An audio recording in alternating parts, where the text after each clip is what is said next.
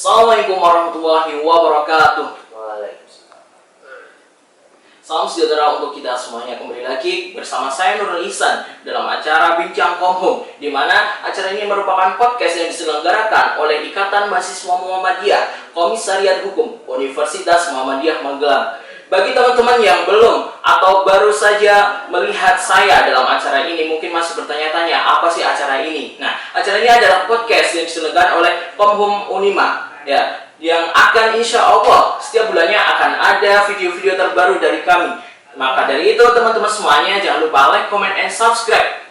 Bagi teman-teman yang belum, untuk disegerakan ya, karena jangan sampai ketinggalan video-video terbaru dari kami. Nah, untuk itu dalam podcast kali ini kita kedatangan tamu yang berbeda, dan tentunya tamu kali ini tentu saja luar biasa, dan beliau adalah orang mahasiswa yang paling terkenal di kampus kita tercinta. Nah, dia adalah presiden mahasiswa kita, Mas Bisma. Apa kabar Mas Bisma? Alhamdulillah baik, Mas Ihsan. Iya. Gimana perjalanannya tadi ke sini? Dari rumah atau dari mana? Dari sekretariat. Oh, dari rumah saya kan di sini. Oh, rumah kedua ya. Rumah di sini. Luar biasa. Nah, bagi teman-teman yang belum tahu siapa Mas Bisma, nah kita tanya-tanya lebih jauh siapa sih Mas Bisma ini. Nah, Mas Bisma merupakan presiden mahasiswa ya, Mas. Nah, itu periode dari kapan ya? Periode 2021-2022. Oh, berarti saat ini masih menjabat. Ini masih menjabat. Alhamdulillah. Dari pemimpinan Mas Bisma ini sudah banyak sekali program-program yang mungkin dipandang lebih maju daripada yang kemarin-kemarin. Luar biasa. Mas Bisma sendiri sekarang semester berapa ya? Semester 8. Oh, semester 8, semester akhir. Ini tinggal mentas sini. Waduh. Harusnya udah siap-siap buat keluar, tapi masih mengabdikan diri di Unima tercinta. Luar biasa. Terima kasih kami sampaikan dari mahasiswa semuanya. Kemudian Mas Bisma ini rumahnya mana, Mas? Rumahnya Sande. Sande itu kota Magelang. Oh, masih daerah kota. Luar biasa. Berarti deket ya, Mas, kalau apa-apa transport ke sini 15 menit. 15 menit ya. Jadi semangatnya masih luar biasa, teman-teman. Alhamdulillah. Nah, Mas Bisma, oke. Apa sih yang menjadi tantangan Mas Bisma atau yang menjadi visi Mas Bisma sehingga menjadi presiden mahasiswa? Apa sih yang dipikiran Mas Bisma kok pengen atau mungkin terpaksa menjadi presiden mahasiswa? Nah, ini cerita ya, mungkin Iya. ini cerita baru pertama kali. Kalau Iya. di live di sini, di live langsung seperti ini. Nggak apa-apa, jujuran memang pada dasarnya saya itu nggak minat jadi presiden mahasiswa. Oh, nggak minat. Karena memang dari teman-teman menyokong saya, bantuan untuk saya, membantulah istilahnya. Saya kembali ke prinsip awal. Iya. Prinsip awal saya adalah ketika saya mampu, ketika orang tolong minta bantuan dan saya mampu, saya akan bantu itu. Jelas saya memang nggak ada planning, nggak ada agenda untuk jadi presiden mahasiswa, itu nggak ada. Oh, berarti dari awal tuh emang nggak sengaja atau nggak ada cita-cita mau jadi presiden? Ya, nggak ada. Cuman teman saya, ayolah mbok tolong, ini banyak yang perlu dibenahi, ayo, ya oke, bantu, tapi kamu juga ikut ngerewangi saya, bilang gitu. Akhirnya memang pada waktu itu memang saya terus membulatkan tekad yang mau, saya berani. Oke, berarti dari awal motivasi dari teman-teman sehingga Mas Bisma sendiri membulatkan tekad. Akhirnya menjadi amanah. Jangan Alhamdulillah. Ya, Berkat doa dari teman-teman semuanya. Oke, siap. Kalau teman-teman semangat semuanya, pena itu saya juga tambah semangat. Oke, berarti teman-teman tuh ngaruh ya, Mas. Berarti dalam lingkungan teman-teman atau circle teman-teman itu kan pasti adanya organisasi. Nah, yang membawahi Mas Bisma sendiri itu menjadi presiden mahasiswa itu apa sih, Mas? Saya ini basicnya dari organisasi mana? Saya tuh dari UKM olahraga. Dari UKM olahraga itu kan aku belum pernah punya pengalaman eksekutif. Tapi aku sebisa mungkin menyesuaikan diri. Yang tadinya UKM unit kegiatan mahasiswa, tapi ketika aku jadi aku diamai jadi presiden mahasiswa, mau nggak mau aku ya tetap harus memasang diri tau. Iya. Aku harus menyesuaikan, aku jadi presiden mahasiswa. keeksekutifan apapun itu aku pelajari. Oh, kalau di BEM itu seperti ini loh. Saya sudah nggak UKM lagi, saya BEM membawai banyak UKM dan BMF dan HMG sekalipun, itu termasuk anak saya juga harus bisa membawai itu, mengatur itu, monitoring apapun itu. Berarti sebelumnya itu bukan basic dari BEM, tapi dari UKM. Oh, tapi luar biasanya Mas Bisma mampu membangun diri, semangat diri untuk menjadi presiden mahasiswa. Nah, itu berkat doa dari teman-teman juga. Biasa. Orang tua. Oke. Kemudian Mas Bisma sendiri, apa sih yang menjadi moto Mas Bisma sehingga menjadi presiden mahasiswa hingga sekarang ini? Apa moto jadi pegangan?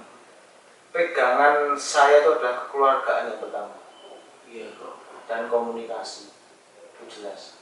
Karena memang kita di organisasi lingkup mahasiswa nih, kita bukan organisasi yang tujuannya untuk perut kita, yang tujuannya untuk yang lain-lain atau bisnis dan lain-lain. Tapi kita di organisasi mahasiswa itu kan kita nggak dapat feedback apapun materi ya Mas. Yes. Nah, itu kan kesel tok ya orang mungkin.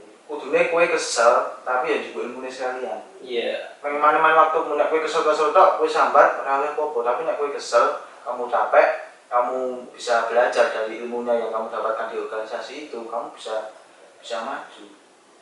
Untuk saya memang kekeluargaan yang pertama ya, komunikasi jelas. Kamu harus membangun komunikasi ketika ada di organisasi tersebut, person to person.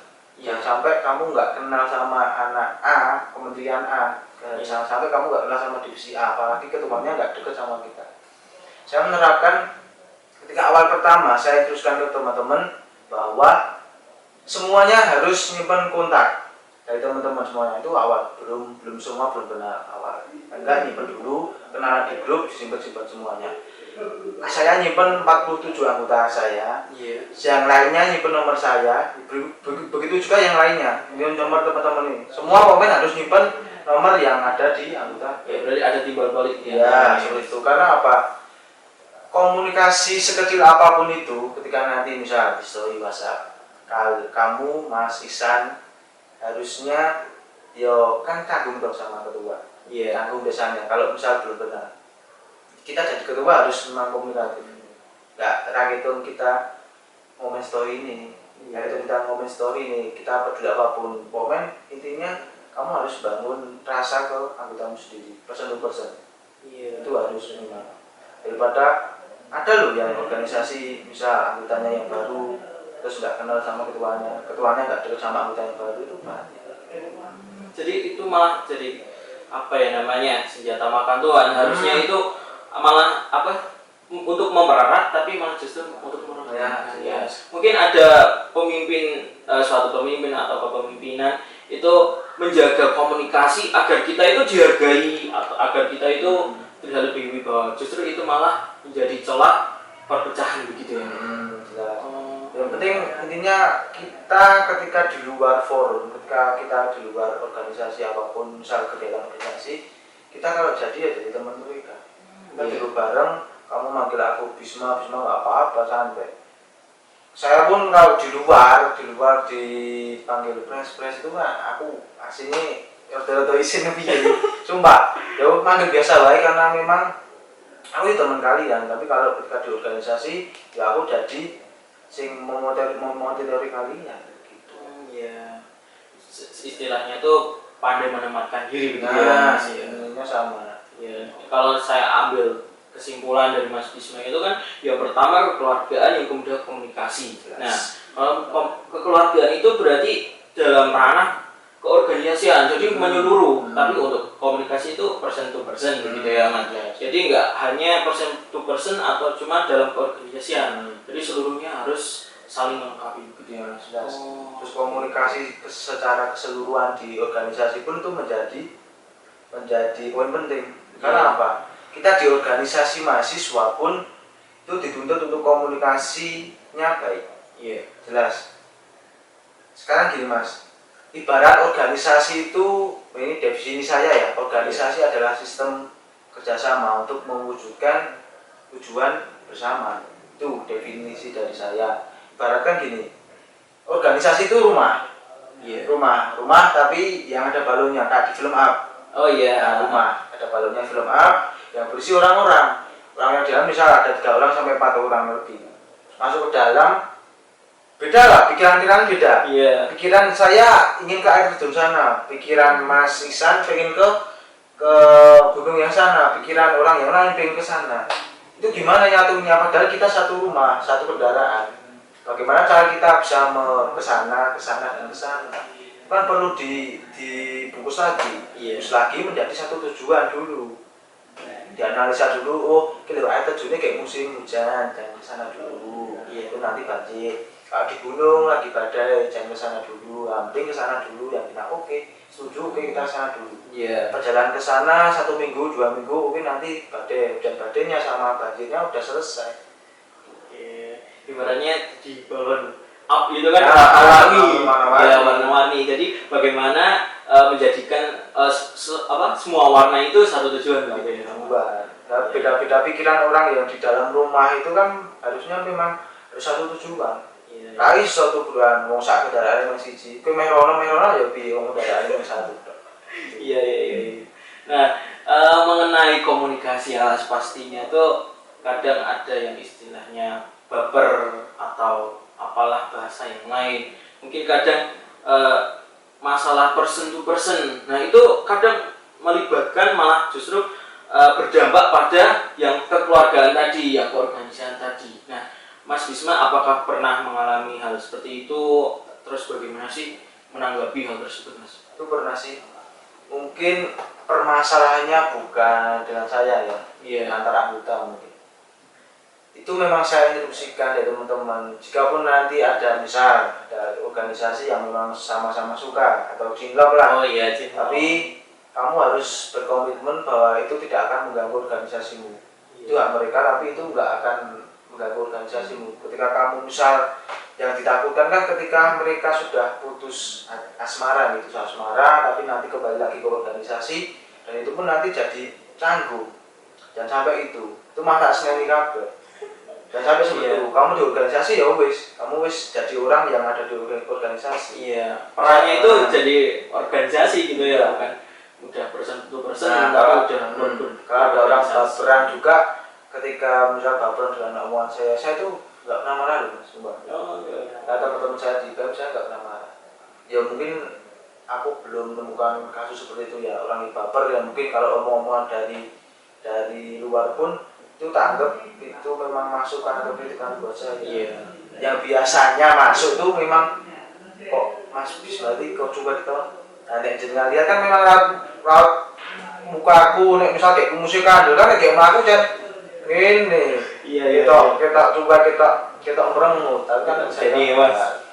Kita kan di Indonesia juga negara-negara humoris kita juga harus bisa pandai kita membuat lucuan apapun biar menghibur teman-teman. Jadi gunanya kayak istilahnya tuh manusia itu makhluk sosial, nggak ada yang bisa berjalan sendiri. Jadi saling melengkapi semuanya ya, Mas. Oke begitu. Kemudian mengenai masalah komunikasi seperti yang tadi, apa sih yang menjadi strategi Mas ketika ada masalah dalam organisasi? Mungkin kan ada bidangnya masing-masing, kementerian masing-masing. Wah ini tuh kok ada masalah dengan di luar organisasinya, mungkin dari BEM kok ada masalah dengan luar instansinya, luar organisasinya. Nah, apakah ada strategi khusus dari Mas Bisma begitu, Mas, untuk menangani masalah kayak gini, Mas? Itu adalah masalah awal saya kemarin tentang perekrutan itu memang banyak terkendala masalah itu, lanjutnya buat evaluasi kami.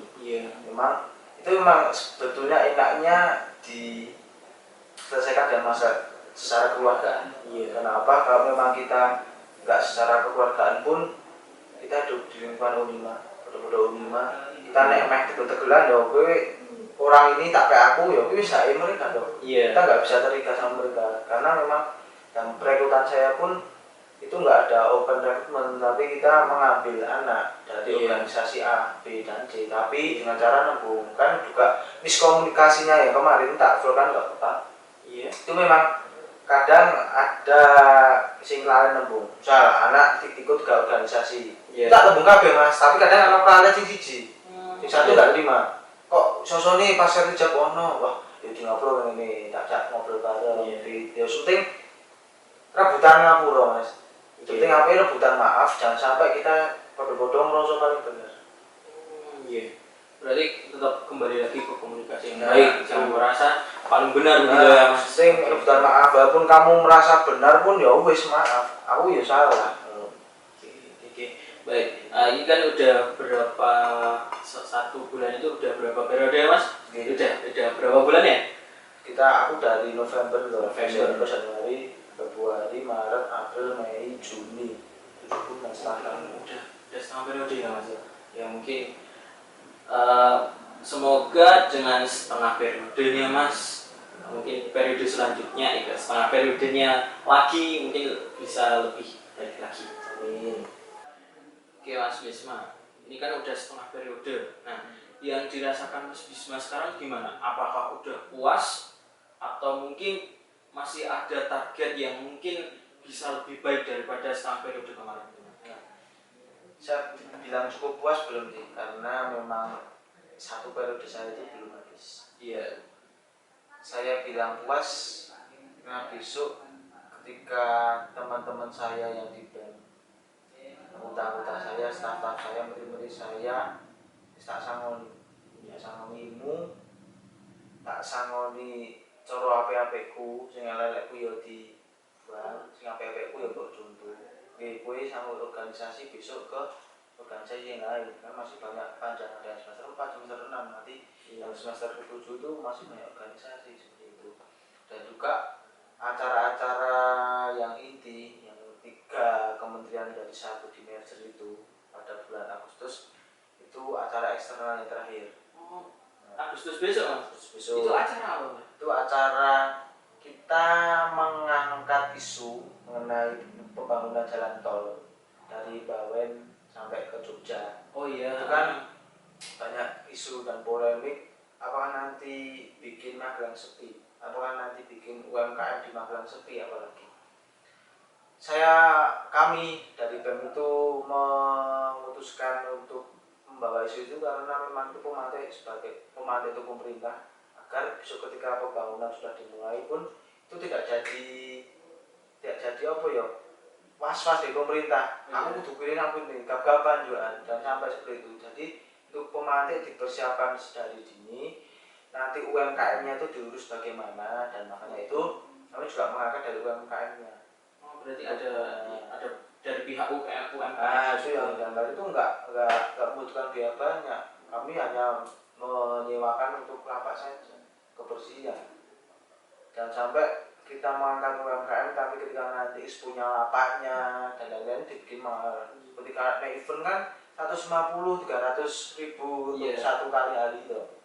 Tapi kita memang benar-benar pure, nanti pemasukan yang utama itu dari sponsorship. Kerja keras di situ. Oh, mungkin ada gambaran bagaimana sih besok acaranya kayak apa? Apakah ada band-bandan atau ada apa, wisata kuliner atau apa gitu? Acaranya kan yang hari pertama 1 talk show. Talk show dilanjut dengan kesenian dan UMKM tersebut 2 hari. Nah, di samping kita menyediakan stand UMKM dan lain-lain, kan kalau nggak ada tontonan itu nggak bakal minat orang banyak. Itu ada kesenian. Kita mengangkat kesenian juga, budaya di Magelang, terutama di Indonesia juga. Sing ada musik juga, nanti kita di stand UMKM di tengahnya ada musik. Kan lebih enak teman. Kata teman saya ketika beli tanpa ada musik kan Mas 20.000. Tapi kalau teman saya yang bilang kalau ada musiknya Mas tebas 20.000 ya, seperti itu katanya. Sama ada bantu gitu. Coba mana tuh semangat, musik ya. Nyaman dong. Nyaman, betul. Nah, itu acara sendiri kayaknya juga kelihatan besar Mas. Itu mungkin ada kolaborasi dari pihak luar mungkin? Kita masih pure untuk sponsor. Kita lagi merancang dong. Pamflet untuk kami isunya sudah terbit. Kita lagi dan merancang lagi untuk kegiatan besok persiapan. Berarti ini untuk umum ya? Buat semuanya, jangan lupa datang. Oke. Hampir besok di Balkondes, insya Allah di Oh, di Balkondes Balkondes, oke. bulan Agustus. Tunggu saja infonya. Oke, tunggu info selanjutnya. Oke. Selanjutnya Mas Bisma, itu kayaknya tadi masalah apa pertanyaan saya belum terjawab sepenuhnya. Mungkin dari periode sebelumnya ini apakah masih ada keganjalan atau mungkin penyesalan sebelumnya yang mungkin setengah periode kedepannya akan ada perbaikan dari kesalahan sebelumnya begitu Pak? Itu memang untuk rekrutmen sih. Rekrutmen. Saya menyesali itu karena memang banyak miskomunikasi dengan banyak orang. Ya, kalau saya mengikuti di KPR kemarin, itu ada yang mengusulkan bahwasanya ada surat yang secara resmi. Nah, gitu. Nah, mungkin itu dari salah satu Ya. jalan. Atau mungkin dari Mas Bima sendiri ada apa strategi lain mungkin? Ya mungkin ini per periode atau per kabinet pasti beda ya terkait itu. Kalau saya sendiri kan memang dulu prinsipnya ketika saya mau percayakan itu dicari oleh menteri saya kan milih menteri dulu. Iya. Dan untuk staff-staffnya ya kono cari sing penak dijak kowe kerja, sing penak dijak kowe mikir, ya mau gue cari. Saya membebaskan itu. Penting nanti konfirmasi saya dulu, cerita dulu sekurangnya gimana, saya akan ngasih sih. Dan dari miskomunikasi kan ketika itu kan memang saya lalainya saya juga yang tiga organisasi tapi cuma ditembusi 2 organisasi itu yang bikin saya itu memang nggak perlu dievaluasi untuk tahun depan juga, apakah besok tahun depan ini rekrutmen atau gimana. Iya, berarti udah ada pandangan yang lebih baik gitu ya Mas. Oke, selanjutnya Mas, untuk masalah keorganisasian pasti kan kadang kita mikir wah ini kok kayak organisasi ini kok akeh tugas begitu. Nah, gimana sih apa strategi Mas Bisma sendiri dalam memenuhi kewajibannya sebagai mahasiswa di keorganisasian maupun di akademik begitu. Gimana sih strategi? Untuk masalah manajemen waktu nih, manajemen waktu itu memang saya dari dulu alhamdulillah kok ya orang halangan untuk manajemen waktu. Memang saya waktu itu tak strategi, jadi apapun itu ada tugas, misal tugas nomor 3 yang tak kerjakan adalah yang paling deketi deadline dulu. Terus disambi, kan ada sekretariat. Iya. Kita mengerjakannya di sekretariat. Kita mengikuti perkembangan organisasi itu sampai mana, dan ketika pun ada nanti misalnya ada event dan kita ketangkep sama tugas kuliah dan lain-lain, ya wis kita kuliah dulu nggak apa-apa izin. Ketika nanti wis rampung 1 jam 2 jam kita baru berangkat ke event. Yang penting kuliah, mau siji, tujuannya kuliah lah organisasi. Organisasi itu cuman buat bekal kamu nanti ketika lulus dari kuliah. Iya. Kalau tugas kamu ujung-ujungnya tujuan kamu kuliah itu memang adalah ya memang kuliah, utamakan kuliah. Kedua organisasi. Ya emang tetap semuanya itu mengedepankan apa kuliah dulu ya Mas. Mungkin dari tadi itu apa yang mendekati deadline dulu, kemudian mungkin bisa di sekre mengerjakan, mungkin dari teman-teman bisa bantu, atau yang terakhir itu yang paling penting adalah komunikasi lagi ya Mas. Ternyata komunikasi yang penting teman-teman. Nah, kemudian dari Mas Bisma sendiri Mas, apakah dari periode Mas Bisma ini ada saran bagi teman-teman semuanya? Kan anaknya Mas Bisma banyak banget dari BEM-BEM tiap fakultas maupun UKM. Nah, dan juga mahasiswa itu kan organisasinya nggak cuma itu doang, ada IMM, ada BPM dan lain sebagainya, komunitas-komunitas semuanya. Nah, pesan buat semuanya mahasiswa gimana? Pesan ketika kalian berorganisasi adalah organisasi yang baik, itu kamu ambil ilmunya semua di organisasi itu akan jadi bekal kalian nanti ketika kamu sudah lulus dari bangku perkuliahan. Karena di bangku perkuliahan pun kalian tidak dapat soft skill-nya di organisasi, kalian tidak dapat memecahkan masalah. Ya memang nggak semua orang itu dianugerahi dengan cara berpikiran panjang, memecahkan masalah, dan sing kira-kira memang nggak pede aku besok bisa memecahkan masalah nggak yo. Tapi itu kan memang belajarnya di organisasi. Kalian memecahkan masalah di organisasi pun harus memang bareng-bareng, dilakukan bareng. Itu kan kepalanya banyak, pikirannya banyak, otaknya banyak.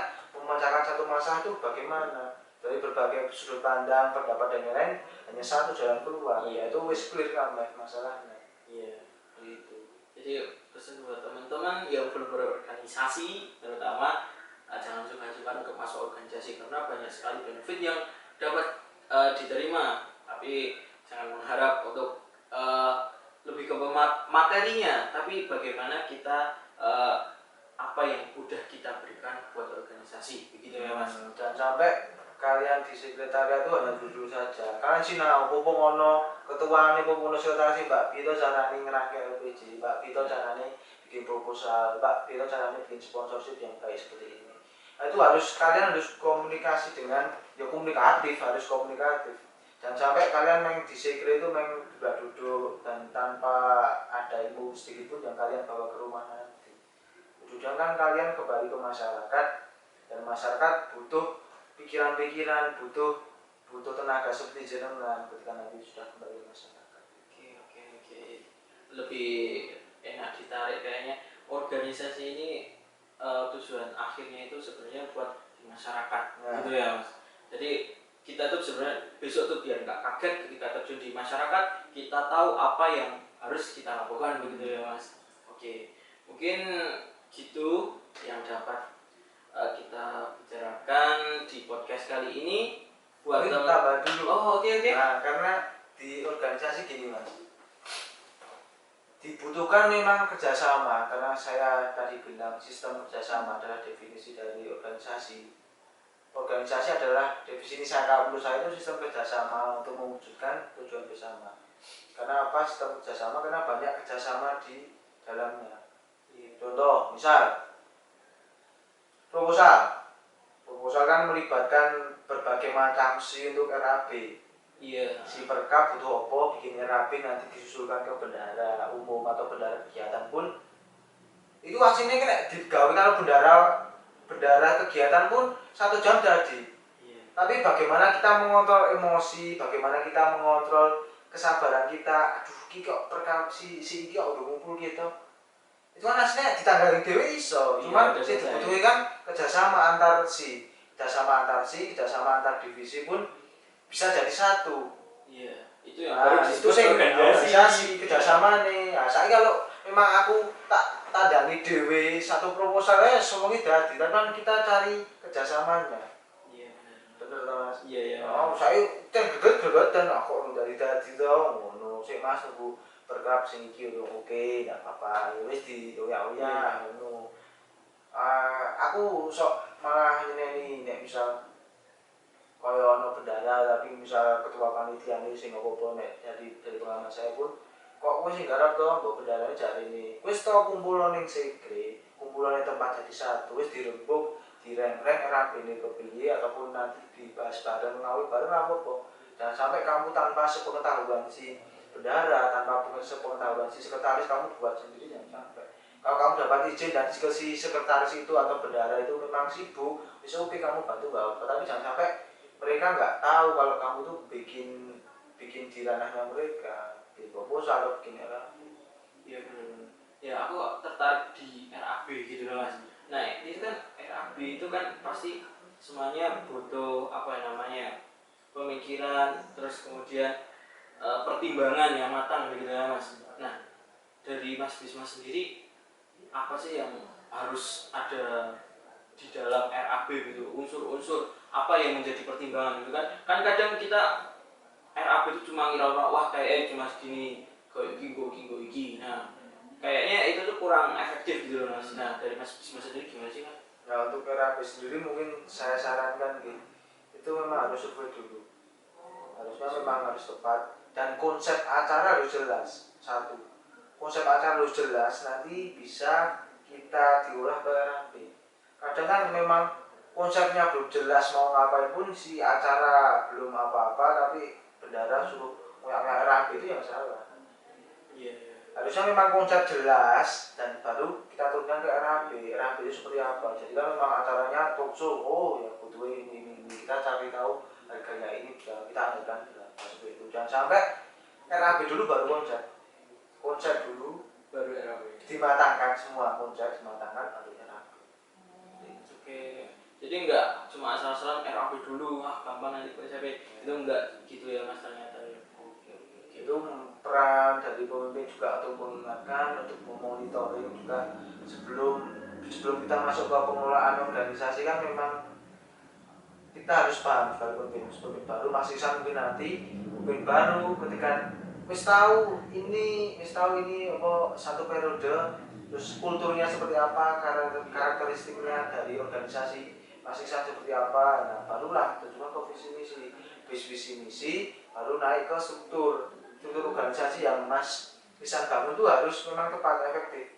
Jangan sampai bisa ada divisi yang kok memang 1 tahun belakangan itu nggak jalan dan kira-kiranya kok nggak berguna sekali, maksudnya nggak kegunaannya untuk pekerjaan visi misi itu nggak ada. Tapi jangan diubah, bisa nanti dirubah, main nambah divisi lagi ataupun rubah struktur gitu.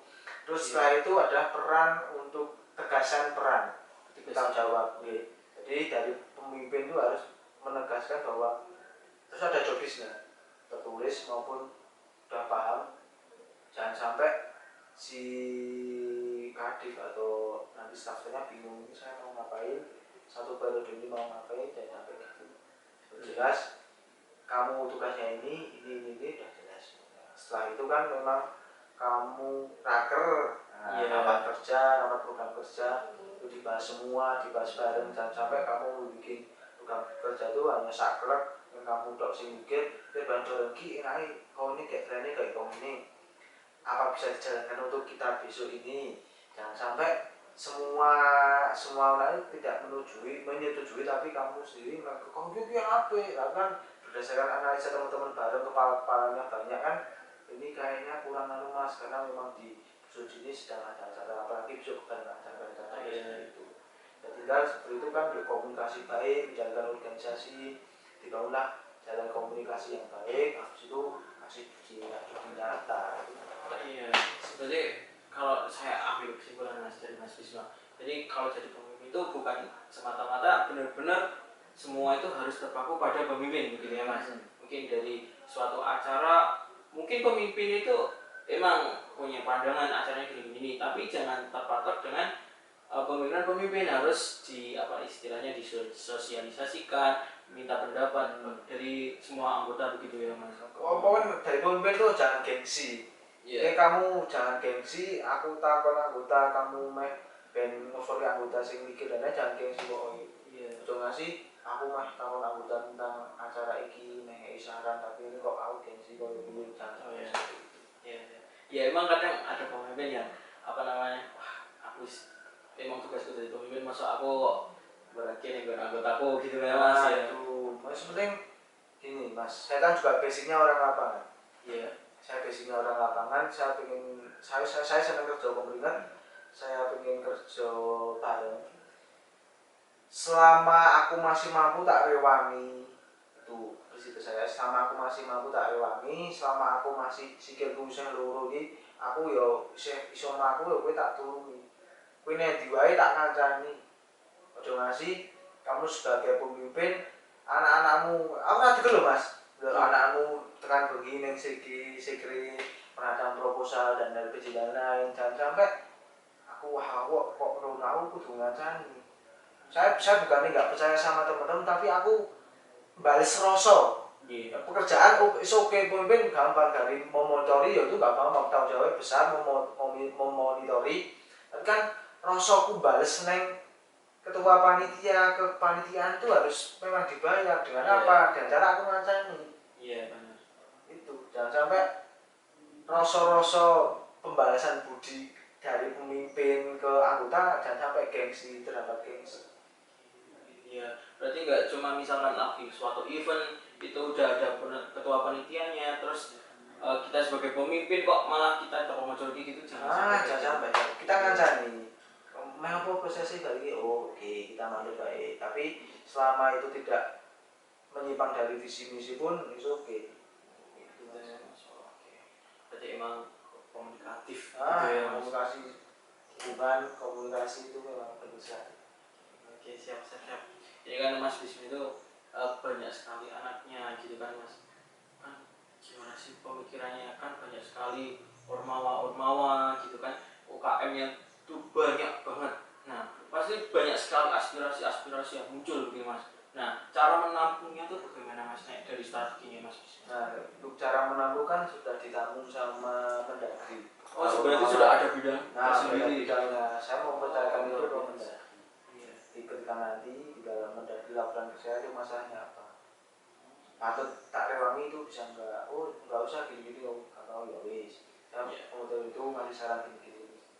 Oke, berarti misalkan teman-teman mahasiswa semuanya misalkan ada aspirasi ke apa namanya ke eksekutif maupun ke kampus ya Mas. Mungkin bisa ya Mas. Ya, Nah, tapi lewat DPR dulu kan. Oh, iya. DPR nanti walaupun nanti outputnya kita garap bareng itu oke. Ya, mungkin ya istilahnya mudahnya gitu semuanya bisa dikomunikasikan dengan baik gitu kan. Ya mungkin gitu saja. Oke Mas Yusma, itu kan tadi buat seluruh mahasiswa. Nah, sekarang aku maunya itu nggak cuma di ranah mahasiswa Mas, jadi seluruh kalau bisa seluruh masyarakat Indonesia. Nah, kita tahu bahwasanya nggak cuma di daerah apa di ranah kemahasiswaannya itu juga walaupun banyak mahasiswanya banyak apa istilahnya organisasinya UKM-nya. Nah, itu kan tetap saja di luar tuh banyak yang belum mengetahui. Nah, apa aja sih organisasi UKM di kampus. Nah, mungkin Mas Wisma bisa menjawab. Nah, ini kita sekarang ke fakultas dulu ya. Ada 7 fakultas, ada fakultas hukum, ada fakultas teknik, ada fakultas agama Islam, ada fakultas kesehatan, ilmu kesehatan, ada fakultas ekonomi dan bisnis, ada psikologi dan humaniora, ada FKIP, fakultas keguruan dan ilmu pendidikan. Nah, itu kan memang 7 fakultas itu dirasa mumpuni ya. Dari berbagai masing-masing bidang pun sudah banyak yang terakreditasi A dan ada juga 21 program studi. Itu memang banyak sekali. Atau kalau teman-teman milih program studi apapun yang pengen kalian tekuni itu ada di dunia. Terus ada 14 UKM. Ada UKM, itu dari UKM kegiatan mahasiswa. Terus ada 7 BEM fakultas. Nah, fakultas tadi sudah saya sebutkan, masing-masing fakultas itu ada BEM-nya. Terus ada UKM PIKR itu tentang konseling remaja. Terus ada UKM KOPMA, Koperasi Mahasiswa. Itu UKM Mentari, itu Mapala. Terus ada LPM 321 tentang pers. Kalau teman-teman bisa buka pers, teman-teman suka fotografi atau jurnalistik pun bisa masuk sana. Ada Racana, ada UKM musik, ada disaster kan itu tentang tanggap bencana nih, relawan disaster. Terus ada penalaran, ada Isbulwaton, ada resimen mahasiswa. Kalian pengen jadi resimen mahasiswa masuk ke sini, udah ternama sekali. Ada UKM Tawa Suci silat, itu ada. Terus ada UKM olahraga, ada UKM Peter Fajar. Kalau kalian senang nari, seni, budaya, drama, itu kalian bisa masuk ke UKM Terfajar. Terus ada UKM Foda, itu Forum Ramah Difabel. Ramah Difabel di sini. Oh, Ramah Difabel. Bahkan ada UKM sendiri Mas. Ada UKM sendiri. Luar biasa. Foda itu diresmikan sekitar tahun 2020 kalau saya. Sudah 2 tahun berjalan nih Mas. Luar biasa, banyak sekali. Berapa tadi? 14 UKM. Nah, kalau organisasinya gimana? Organisasinya yang seluruh kampus ada apanya? Ya, ada komisaria juga, ada IMM. IMM itu ada Korkom itu kan. Kalau setahu saya Korkom itu dengan adanya lebih dari 3 komisariat itu ada Korkom. Di masing-masing fakultas pun ada komisariatnya. Seperti yang saya sebutkan, komisariat agama Islam, komisariat teknik, Komhum, terus Komfik ya, ada Komai saya sudah Komet FEB, Komsihum, terus Komkip juga itu ada semua di sini. Itu terkait ikatan mahasiswa Muhammadiyah. Terus di bawah fakultas kan juga ada himpunan-himpunan dari jurusan itu masih bagus. Oh, itu dalam di IMM aja masih ada di fakultas, tingkat fakultas masih ada, di BEM tingkat fakultas juga masih ada. Bahkan di dalam naungan BEM masih ada komunitas-komunitas ya. Berarti banyak sekali apa ya wadah-wadah untuk pengembangan diri di dalam Universitas Muhammadiyah Magelang. Masuk aja ini. Nah, jadi buat teman-teman semuanya mungkin yang masih bingung, masih bimbang untuk masuk ke Universitas Muhammadiyah Magelang. Nah, tadi sudah disampaikan banyak sekali dari segi kemahasiswaannya, dari keorganisasiannya, dari kegiatannya itu masih banyak banget yang mungkin dari kita sendiri masih belum bisa mengungkapkan semuanya, saking banyaknya gitu ya Mas. Tadi dari fakultas sendiri ada 7 fakultas, ada 21 program studi, terus dari 8 di antaranya itu sudah terakreditasi A, kemudian 14 UKM, dan banyak sekali organisasi dengan naungan komunitas-komunitas di bawahnya. Wah, luar biasa. Jadi nggak perlu ragu-ragu lagi untuk masuk Universitas Muhammadiyah Magelang. Untuk info lebih lanjut bisa menghubungi di pmbunima.ac.id. Ya, mungkin begitu saja podcast kali ini. Terima kasih kami ucapkan kepada Mas Bisma. Jangan kapok untuk mampir ke kubu kami ini. Mungkin selanjutnya semoga ada waktu lagi untuk kita bersama-sama lagi, Mas. Mungkin kolaborasi ataupun dalam bentuk yang lain. Mungkin itu saja yang dapat saya sampaikan. Kurang lebihnya kami mohon maaf. Wassalamualaikum warahmatullahi wabarakatuh. Waalaikumsalam.